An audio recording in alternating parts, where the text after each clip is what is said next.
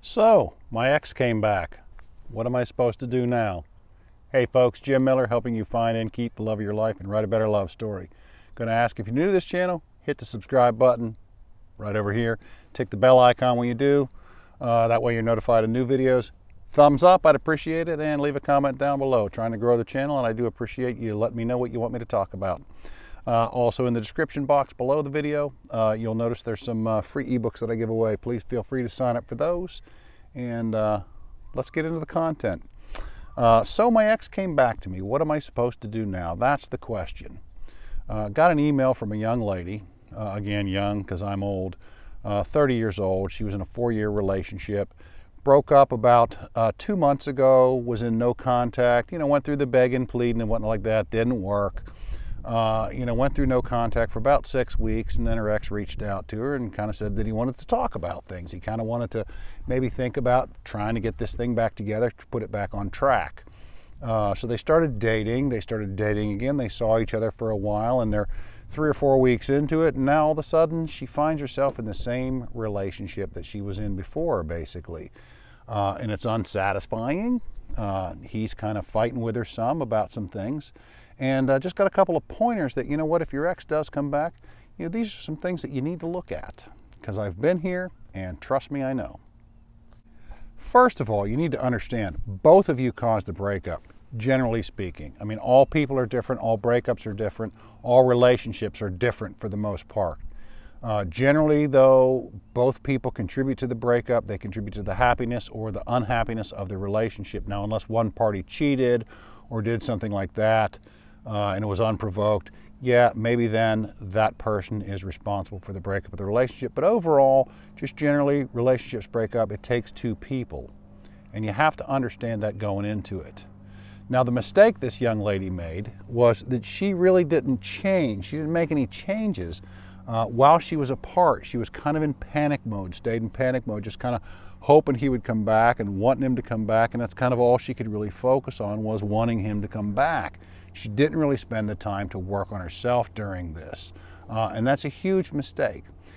You get back together with an ex, it has to be a new relationship. You must have something new to offer the relationship after a period of breakup.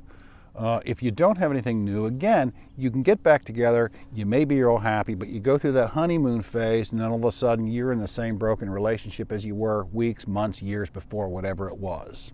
So you have to have something new to offer. The only way you're going to have something new to offer is if you take the time while you're in a breakup to evaluate the relationship, evaluate what happened, why did it end, what broke up. There are exercises to do this. Take out a piece of paper, put pros, cons, evaluate it, really take a look at it. And I've said this in other videos, that you really need to look at, and you really need to spend the time to evaluate the relationship, to inventory the relationship. What was good, what was bad, what needs to change. Next thing, if you are getting back together with your relationship, you have to set some boundaries with your ex when they come back, or now your boyfriend, girlfriend, whatever. You have to set some boundaries. Now, here's what happens, people. Quite often, if you're in panic mode or you're desperate to get your ex back and they do happen to come back, a lot of times we want to do anything we can to please them, and we kind of bend our own rules and our own regulations, and we kind of go against some of our own values to make them happy. But you can't do that. You have to set your own boundaries. You have to have boundaries.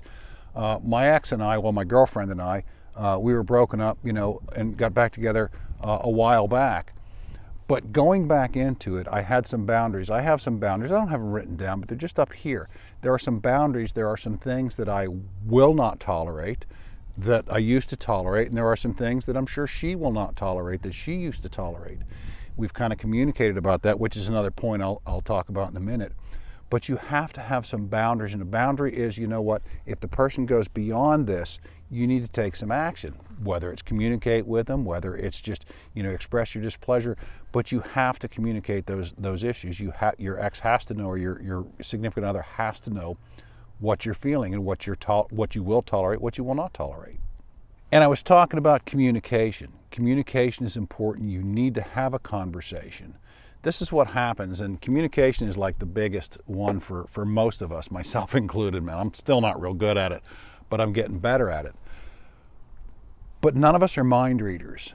And if I'm doing something to irritate my girlfriend, if I'm doing something that's getting on her nerves, she has to tell me about it. Likewise, if she's doing something that I don't like or that's getting on my nerves or that's really bothering me, I have to tell her about it. I can't expect her just to know. And a lot of times what we do is we just kind of get pissy about it. I mean, you probably know what I'm talking about. When they do something, you kind of get pissy about it, hoping that if you get pissy enough, they'll figure out, hey, don't do that anymore. Again, we're not mind readers. You're not a mind reader.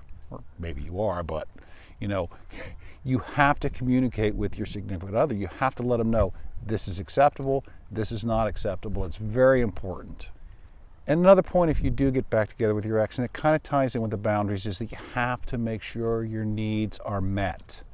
Again, this goes back to the fact that if you're desperate, you're in panic mode when your ex comes back, you know, and you just do anything to accept them back. Don't do that. Make sure your needs are getting met. It's okay to be in a one-way relationship for a period of time. I've been there many times.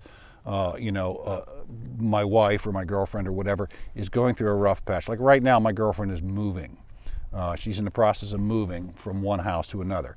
Very stressful period of time. She recently started a new job, has a lot going on right now. I don't expect her to be there to sit on my lap every 5 minutes and tell me how much she loves me and how great I am and whatnot like that. I was over there yesterday kind of helping her move, and she sent me a text later on in the day. She said, hey, I'm sorry if I was crabby and whatnot. I understand that. I get it. Right now, maybe it's a little one-sided simply because she's got a lot going on. She's got a lot on her plate. There's also been periods of time in the relationship when I've had a lot going on, and she might not have been getting her needs met. But if your needs are not being met on a consistent basis, again, it's time to have a conversation. If your ex has come back and you really want it to work, it has to be a new relationship. If it's the same old relationship, you'll have the same old result. So with that, folks, Jim Miller, helping you find and keep the love of your life and write a better love story. Check out my website, abetterlovestory.com. I'm going to get some new software so I can put it here. I've said that before. Also in the description, there are some free ebooks. Please feel free to sign up for those. And my personal email is down there, so if you have a relationship question, either post it in the comments, or if it's a private matter, send me a private email. And I generally try to get back in touch with those within 24 hours, but I've been getting a lot of mail lately, so it's a little slower than that. But anyway, thanks, folks. Have a great night.